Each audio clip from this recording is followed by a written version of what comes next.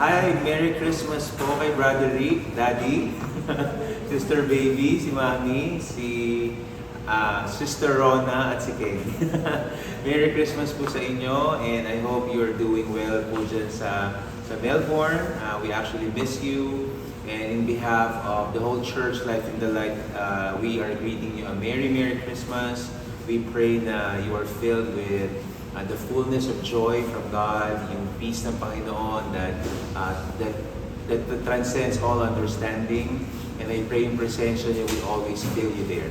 Okay, we will be sending songs right now. Mga Tagalog songs siya. I know you missed the songs. And I pray na these songs would remind you of God's love po kahit magkakalayo po tayo. But I pray na you would feel and remember God's love that caused Him to give the greatest gift that we can ever have, which is our Lord Jesus Christ. So, yun lang. Merry Christmas. We miss you and we love you. God bless.